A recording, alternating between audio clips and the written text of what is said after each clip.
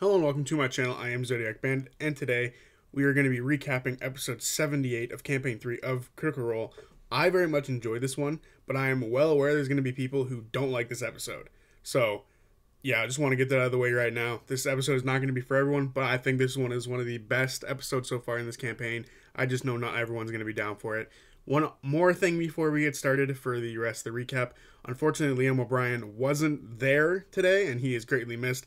I would have very much loved to have seen Orm interact with everyone here, but he is unfortunately not here, so we had to go without him. With all that out of the way, let's get started.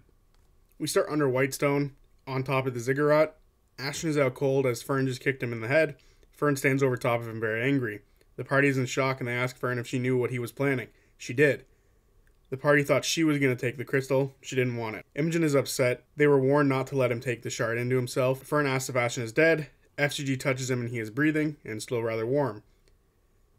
FGG heals them a bit. Ashton wakes up. He says that he doesn't feel great. Fern takes his hammer and tries to hit him with it, right in the face. Ashton lets it hit. Allura asks if they are all alright. They don't really respond to her. Fern continues to smash the hammer into the ground near Ashton, trying to break it. She is very pissed off.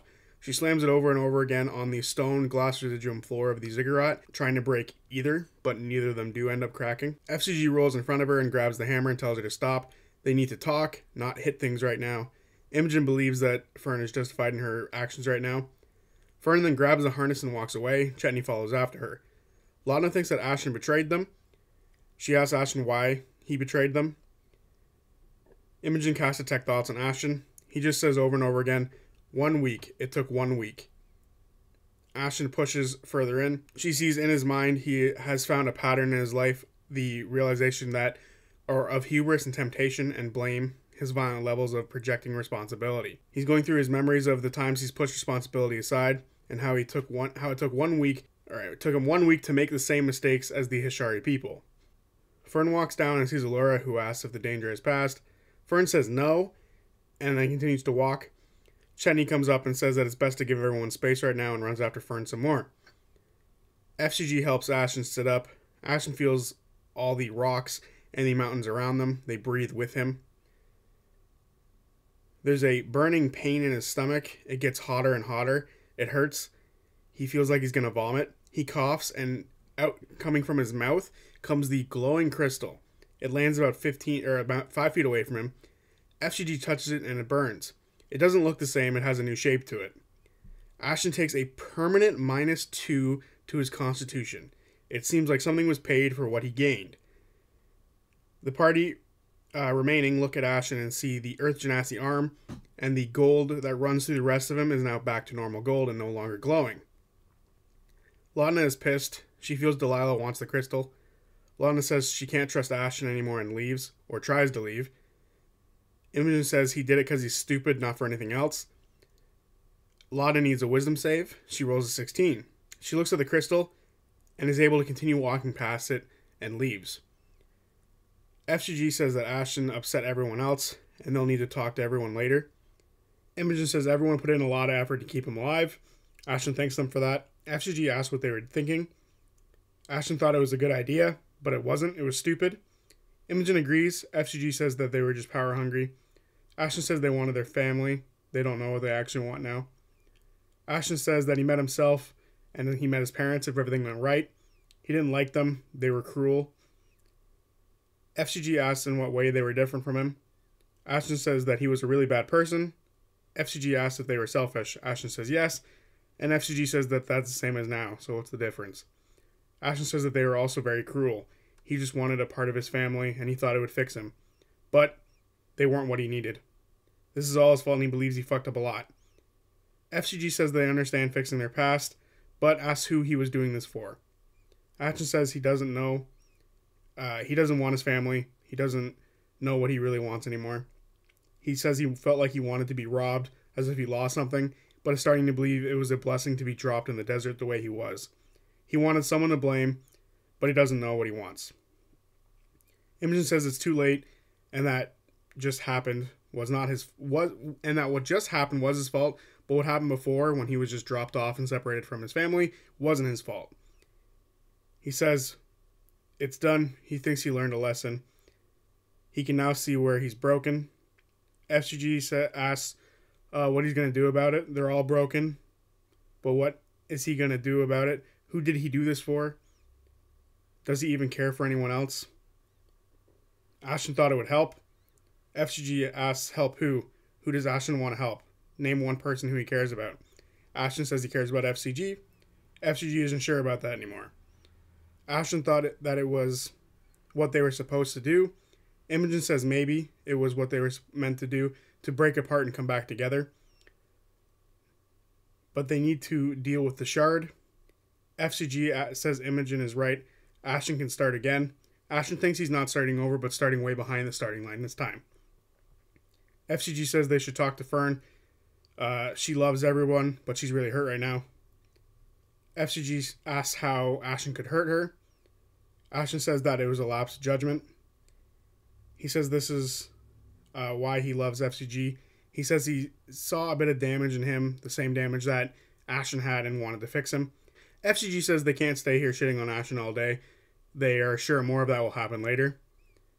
They definitely know they can't leave for the moon today. Fern walks past everyone else and she's pissed. Percy, noting this, decides not to say anything to her. She tries to find her way through the maze beneath Whitestone. Chenny catches up to her and asks how she's doing. She asks how he thinks she's doing. Chenny then asks if she's good. Fern says no. Chenny asks what was the plan. He knows her and she has the harness and is thinking of cooking something up with it. Fern says that she's going to destroy it. Chetney insight checks and gets an 11. She's going to destroy the harness. Chetney says he doesn't know what they planned because the last he heard, Fern was going to take in the shard. Fern says they talked about it and she didn't want it. Ashton did.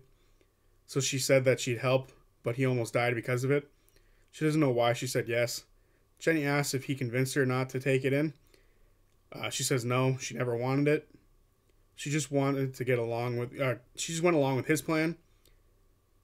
Chenny says the tree said not to let him take it.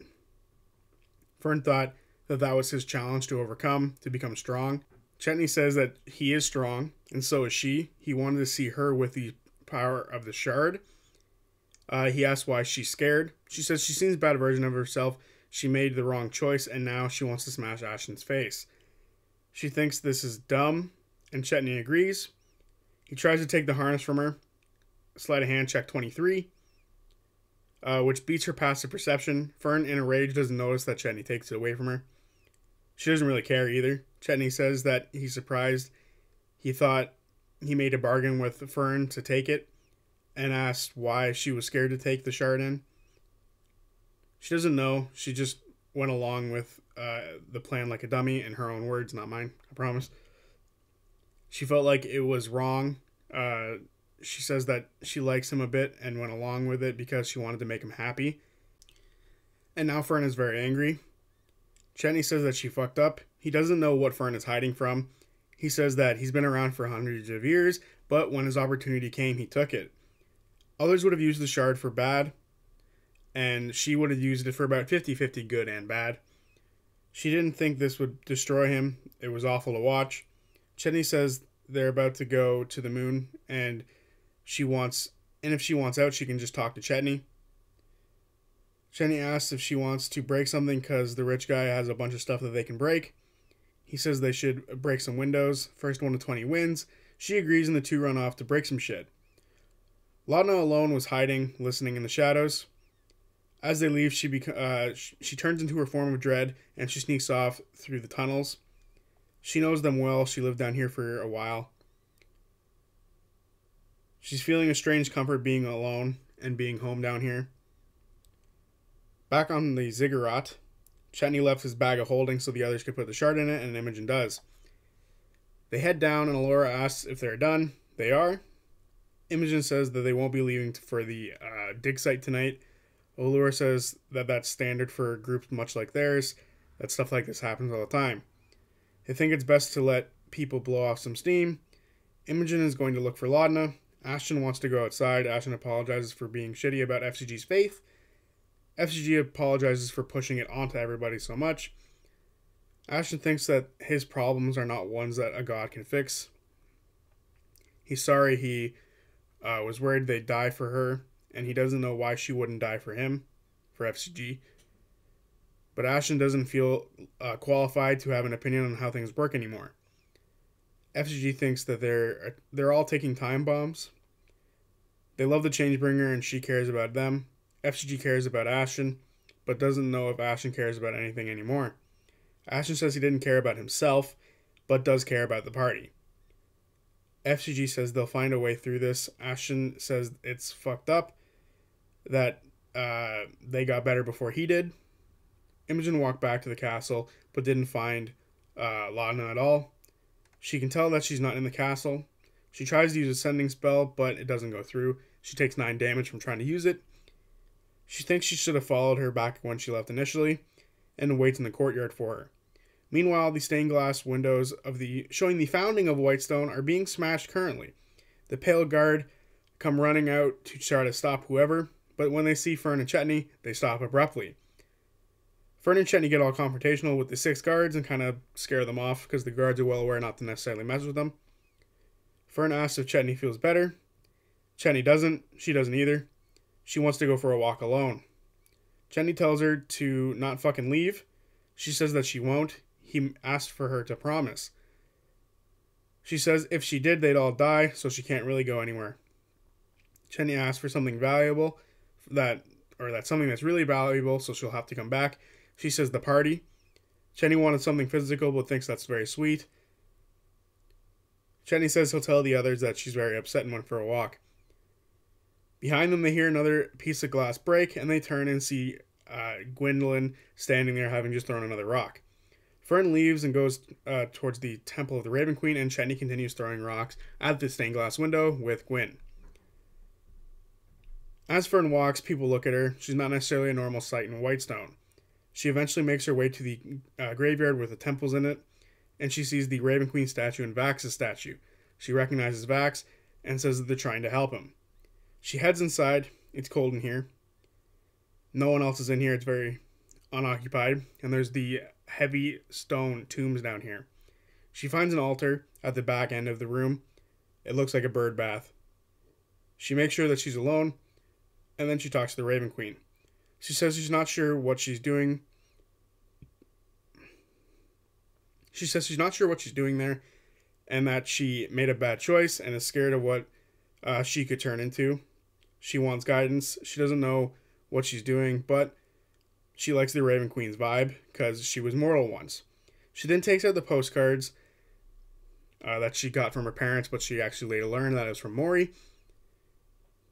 They were important to her, but they aren't what she thought they were, and she leaves them there at the altar as an offering.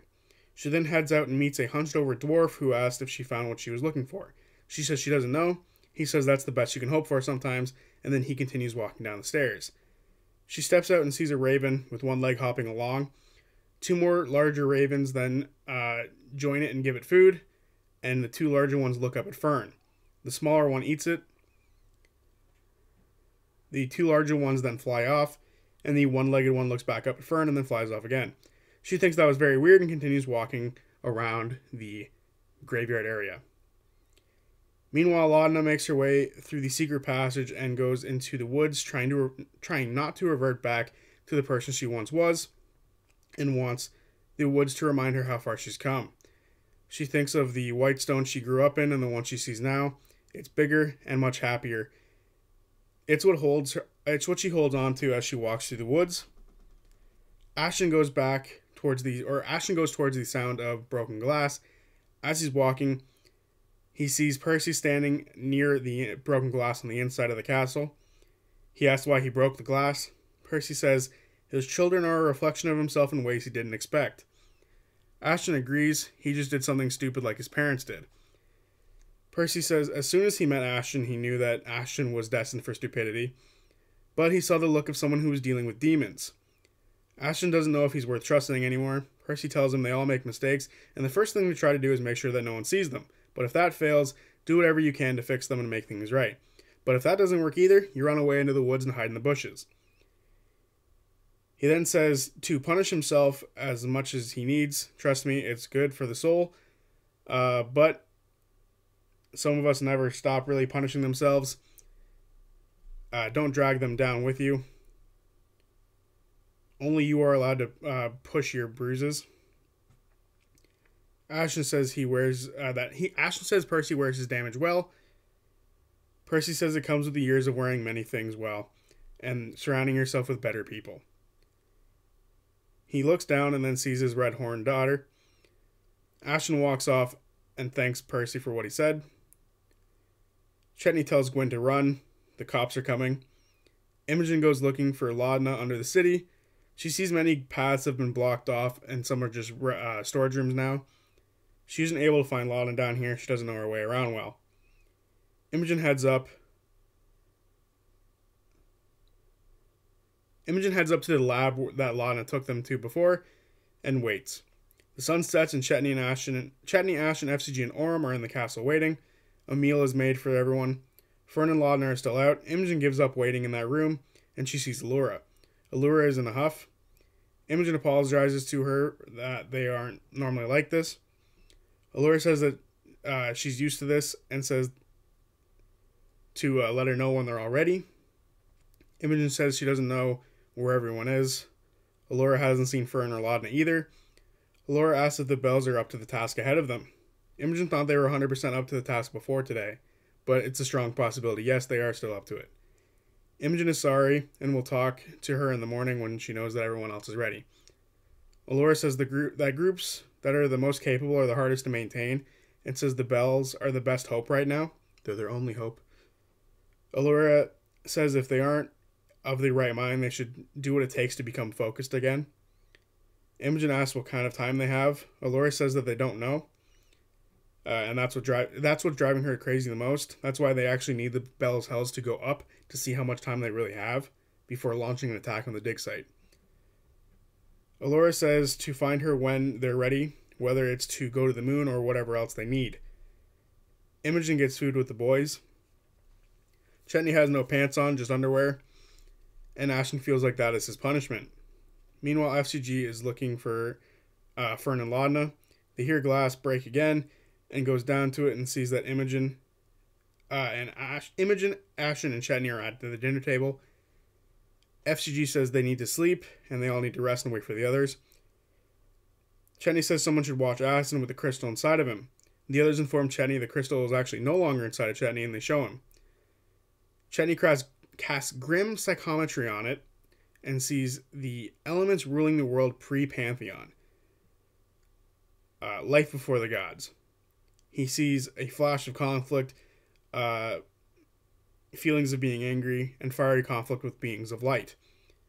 He then feels a cold place where he is half awake, half asleep. Eventually the chains break, and he is free. He reaches for another of the Twin Mountains, and then nothing. He tells everyone what he just saw. Imogen asks if anyone knows where Fern and Laudna are. Chetney says he knows Fern went for a walk. Ashton says that's not a place, that's a verb. FCG says they don't need to find anyone right now, they just need to rest. Chet says Fern will be back, she promised. They don't know about Laudna. FCG says they can learn the spell in the morning to be able to find her. Imogen very much likes that idea. FCG asks if they can flip a coin to see if Laudna is safe. Imogen says yes, and they flip a coin, and the coin lands on safe. Ashton apologizes to Imogen and says that they'll find Laudna. Chetney tells Ashton to leave and to not come back. If he's going to do things for himself, that's fine, but don't do it and harm anyone else around him. He doesn't trust Ashton anymore. He could have really hurt Fern.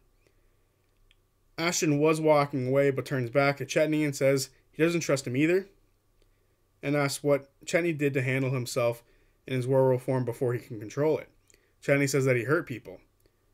Ashton is glad that stopped and that he is processing a lot right now. And if he does stay, and when the day comes where Chetney loses control again, Ashton will stick around and he'll get no shit from Ashton. Chetney says that's a lot of words and they'll see. Ashton leaves the room. Meanwhile, Laudna in the woods hears in her mind, just like old times, others come and go, but I'm always here. Laudna asks if Delilah loves something. Delilah loves something. Laudna is beginning to understand that. Delilah says that it's worth it to love things. Laudna asks when she knows the rewards are great, but she can't remember them right now, and all she can think about is how Delilah lost her love, how Imogen's mother left her father and can't look at Imogen anymore, how Orm's dead husband defines him, how Keyleth can't get away from her past, and she asks, when is love not pain? Delilah says, when you find the strength to fix what hurts you. The weak let themselves hurt, but they find a way to fix it and hurt those that hurt them. Laudna asks if Ashen is weak. Delilah says Ashen has barely figured out who they are. They bash their head against a wall till they are told to stop like a child. Laudna doesn't want to hurt children. She loves children. Maybe she should make him a doll. She's close to her old home. They decide to head there to Laudna's old shack to make one for him. Fern, after walking around a bit, chooses to go to the woods and makes herself a place to sleep for the night. She makes it look like her old room, or at least as much as she could make it look like her room. She thinks about her Nana and hopes that she's okay and wishes she was in her room tonight. She finds a comfortable spot and goes to bed. Laudna looking for her old shack, and Laudna is out looking for her old shack. Fern and her roll d20s. If they are within close enough range of each other, they'll find each other. Unfortunately, with an 11 and a 2, they don't find each other. Laudna moves through the woods with ease. She moves through the shadows, hearing the wolves howl off in the distance. She eventually finds a really familiar area, but with a new smell of old coals. She finds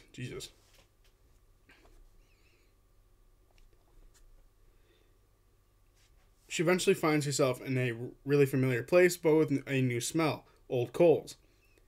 She finds her old home burned to the ground, some of it still standing. Delilah says that they can fix it. Laudna says it's too large of a task to fix in one night. Delilah agrees and says maybe. Laudna goes inside of what's left, and she gets flashes of the house that was once complete. She says people should take better care of their things. Delilah says that some people don't deserve things that they have. Laudna asks if that was toward Ashen. Laudna then gathers enough charred wood and other materials around to make the Ashen doll. She has an eye for using things that others wouldn't use to create. The last thing she does for the doll is take a dead chipmunk skull and makes it the head of the doll. Once it's done, she asks what to do with it. Delilah says that she can give it to him to remember her by, she can keep it for herself to remember him by, or she can trade it for the thing that rejected him. Laudna asks what she means. Delilah says that she needs power to thrive and to protect them both. Could Laudna imagine the power that the shard would give them? Laudna says that it's not meant for her. Delilah says Fern didn't want it and Ashen couldn't have it. Who deserves it more? Laudna says that it's not what this is about. Ashen hurt Fern and the rest of them. Laudna asks why she should do the same thing. Someone has to learn from this mistake. She's hurt Imogen in the past. Why didn't Ashen learn from her mistake earlier? Delilah says to teach him a lesson. There's two kinds of people in this world. Those who get hurt and accept it, and those who get hurt and retaliate. Which one is Laudna? Laudna says that she's just Matilda. Delilah says crudely that Matilda is dead. But she needs to rest up as the sun will be up soon. Laudna hates it when the sun comes up on a sleepless night. She goes to bed with the Ashen doll and the shadows gather around her. Fern wakes up in her bedroom excited for breakfast with Nana. But something is off and she remembers that she's not actually home. She just gets up and tears down the little room that she's made for herself and she begins to walk back. Laudna wakes up in the sunlight alone in the cold woods. She misses Imogen. She says, you have to walk from whence you came to appreciate how far you've come. She grabs the doll and slowly makes her way back to the castle. Every 100 feet sort of turning around and contemplating if she's actually going to go back or not before continuing on to the castle. Imogen wakes FCG and tells them that Laudna did not come back last night. FCG says that they have the spell ready and they don't get anyone else. They cast Locate Creature. They don't sense her at the moment. Imogen is upset. She should have followed her when she didn't, or why didn't she last night? FCG said everyone had a rough time. Imogen tells FCG they woke up Delilah. She saw her. FCG says that she probably should have stayed with her then. A very dangerous decision not to stay. They then start going to look for her and ask Orm to go with. Orm doesn't go with. They start by going underground. They head there, and there's no ping still. Ashton and Chetney wake up at this point, and they both get breakfast. Ashton asks where everyone is. Chetney says he doesn't know, and notes that Ashton is still here. Chetney then transforms and says, let's see what the new arm can do. Ashton takes 2 swings at Chetney, but nothing really new happens. So Chetney transforms back. They both think there's got to be more to it, but Ashton doesn't want to know right now. He wants to find the others.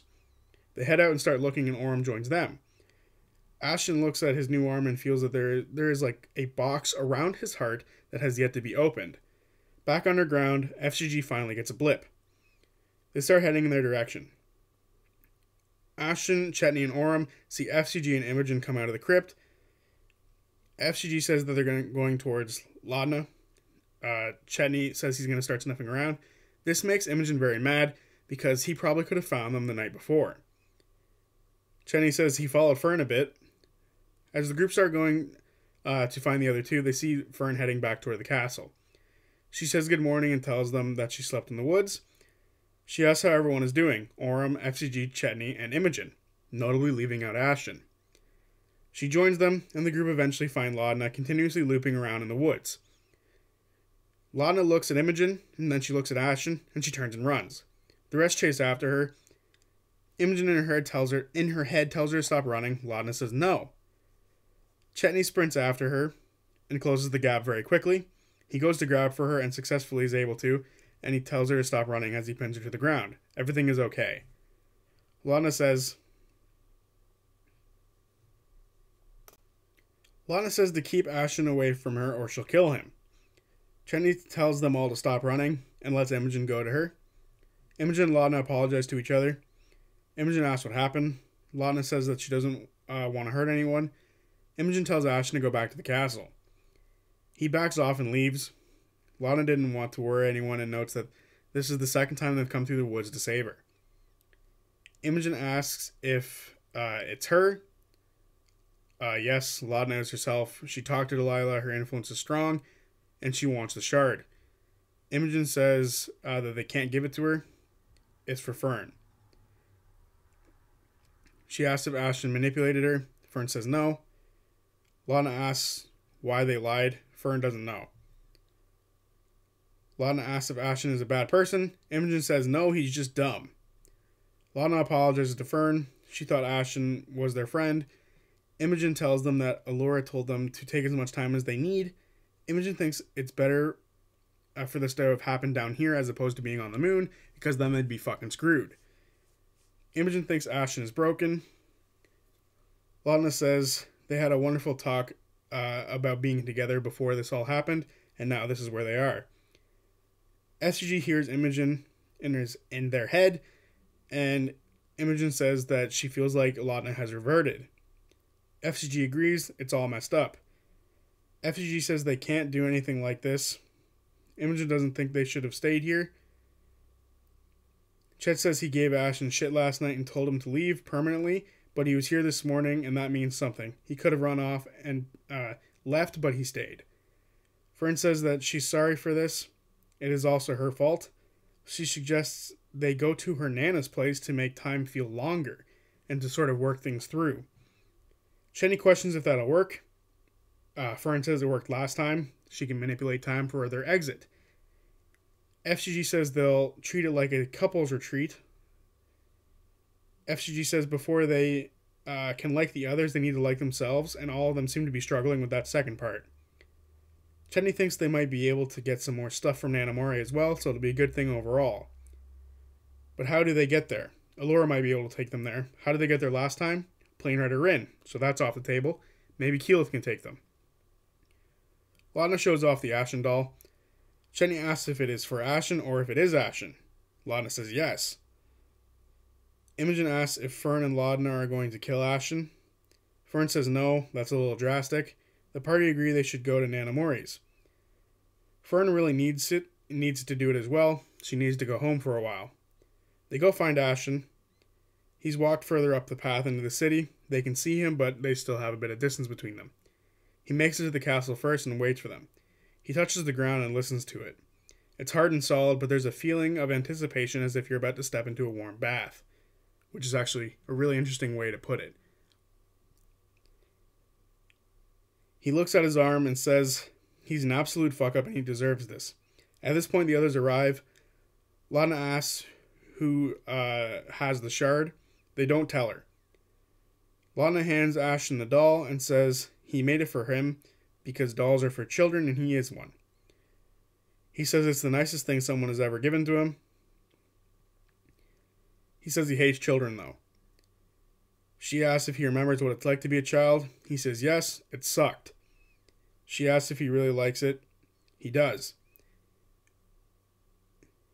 It doesn't talk like Pate does, but he can give it a voice. He says he's truly sorry and that he'll make his way through the party eventually. He says he doesn't want to be that person and will do his best not to. He says if he's allowed to stay, he'll remember that this is the first group to not make him leave. No matter what they do, he'll stay and he'll never walk away. He doesn't know what love is, but he's going with this. FGG says you don't have to know what love is. Laudna says it's pain, but it's also warmth. Imogen hugs Laudna. FGG hugs Ashen.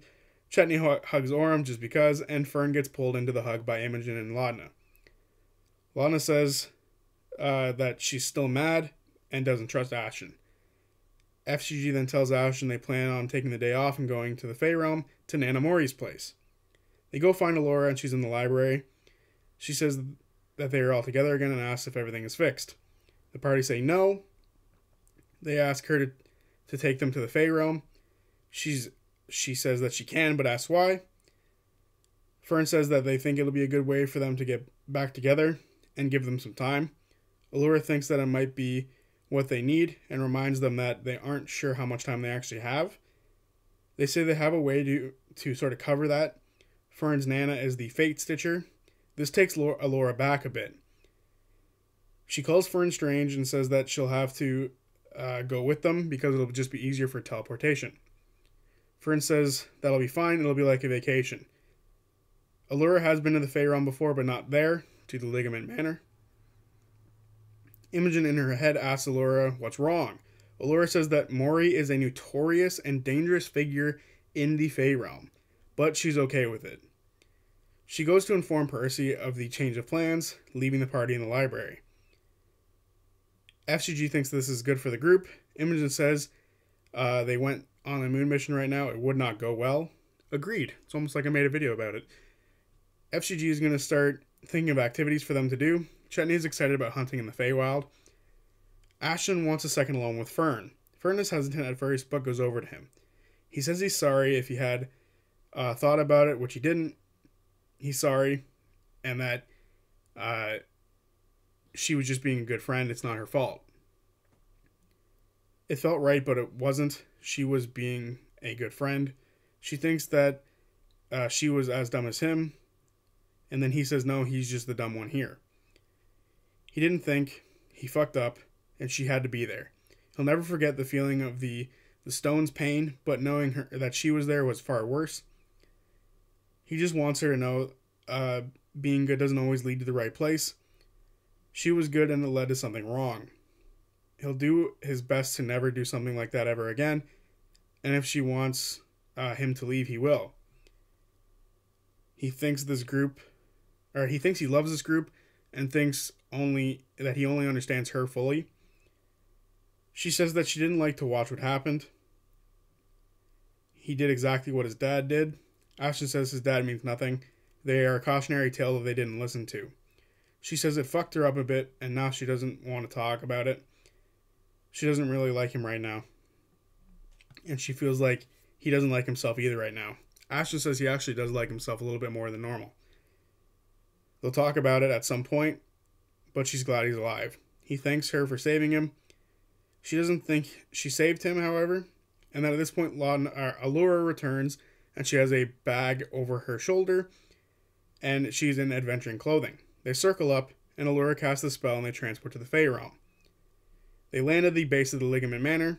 Allura sees the home and says it's exactly what she expected. Fern runs up to the house. The rest follow her after. They see a sleeping bundle of fur, and it wakes up.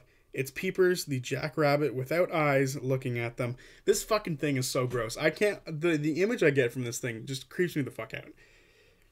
Fern hugs him and asks where Nana is. Peepers then leads them upstairs, and they can hear Maury, and she's talking to someone else. Maury is talking about keeping herself up to date on her stories, and they hear the other voice is Birdie, Fern's mother. Both Birdie and Maury get excited when they see Fern. Birdie runs up and hugs her. And then Fern runs up and hugs Maury. Maury is covered in bandages. She got her injuries protecting the party the last time they were in the Fey Realm. These injuries are taking a long time to heal because Gloomglut is dangerous. But she'd do anything to protect her Fern. They can see next to her is a crystal ball. Maury is watching someone through the crystal ball that she likes to watch fail. A Fey elf in a grand hall is going to give a lecture, but he begins to panic as he notices his notes aren't there. Maury starts to laugh as he fumbles around looking for something. She just says it passes the time. Fern asks where her father is. He's up in the garden maintaining it. Ollie saw a vision of the hideaway being under siege, so they fled there to here. And now they're just taking care of Nana. They didn't know she was injured. Good timing, I guess. Fern says that it's fate. Birdie is going to go get Ollie. Fern takes over helping feed Nana in the meanwhile. She says that the party are going to stay here for the night and introduces Allura to Nana. Allura grabs her staff in fear and introduces herself. Nana says it's a pleasure and she actually already knows who she is, which is fucking creepy. She's a friend of Fern's, so of course she can stay as well. FCG asks if Nana can manipulate time for them upon their exit to the material plane. She can. FCG then says that they need to do some team building and asks if Maury can help plan. Maury asks if this is a retreat and begins to laugh and is very excited. Maury asks how long they're going to stay. Fern says that they don't know. They have to go to the moon at some point. Chetney says as long as they can stay, they will, without losing time in the material plane. Nana says no problem and slows down a rain droplet in the corner of the room. It becomes extremely slow and says take your time, which is fucking badass. Maury turns back to Fern and asks about the moon. Fern says things are weird. Maury agrees and turns back to the crystal ball. She sees Ruidus. She says with it being there, it puts a strain on the weave. The longer it's there, the worse it'll get. She's not surprised that her Fern will be the one to set things right. She says the fun thing about being able to touch fate is knowing that the outcome. It's almost like a hunch, with ripples of the other outcomes. She can pluck a tune on the thinner strings of fate, hence the title. Some threads are very taut, carving through history to destiny. Some threads only she can view, only we can cut and weave. She says Fern's fate is in darkness. She's a beautiful paradox, and she's been that way ever since she was a child. That's why she kept her here, to keep her safe from others who were trying to pluck her fate. She's happy to help, as she thinks this is what everything was heading toward. Maybe we're at the end of the string itself. Fern has so many questions, and Maury is here to answer anything. Fern says she saw a bad version of herself once and wants to know what that means. Maury asks if Fern thinks that the world is changing her or if she is changing in the world around her. Fern says yes. Maury says that she wants answers, but not all answers are hers to give. Birdie holds a secret Fern deserves to know, but Maury can't speak on it. It'll be illuminating. Fern asks about what Maury thinks about the Raven Queen. Maury says that she's complicated. Maury likes to walk through the Raven Queen's domain, and the Raven Queen doesn't like people walking through them. But they have an understanding. Maury then says that she's just alright. Fern asks what Maury thinks of Asmodeus, and Maury then says that she thought she smelt sulfur. Maury now understands some of the pluckings on Fern's fate. Maury says that Fern and her mother are more alike than she knows, and the mark on Fern is a favor or a trade, but these deals rarely end in favor of the person with, the material plane attachment. Maury warns her to be very careful. At this point, Birdie and Ollie run down. Ollie hugs Fern, and they ask how long they're going to be here. They don't know. Birdie says Ollie is an excellent chef, so they have all the food they really realistically need. Or at least they have the cooking capabilities that they need. Chetney asks if they need to go for a hunt, and Maury likes this idea very much. FCG wants this to be a part of the scavenger hunt. FCG and Maury will plan it, and then FCG will have that memory wiped so they can actually partake in the scavenger hunt. Fern says they'll start setting up. Birdie says they'll start setting up, and the party can get their rooms ready. Maury closes her eyes for a second, and the party hears a bunch of tree branches snapping, and Maury says that she made a new chamber for them. The party feels safe here. This is a good place for them to fix things that have become broken, and here's where the session ends. And there you have it, episode 78 of Campaign 3 of Critical Role. I fucking love this episode. I love it for many, many, many, many, many reasons. I very much enjoyed the conflict the characters had, and it's believable fucking conflict. It's not like one of those movies where like one thing goes wrong and then someone lied and it was very insignificant and they all split up from each other. This was legit. This is legit. If you think about all their motivations, this split of them sort of going in their separate directions for a couple hours is so legit. Chetney is such a sleeper of a character.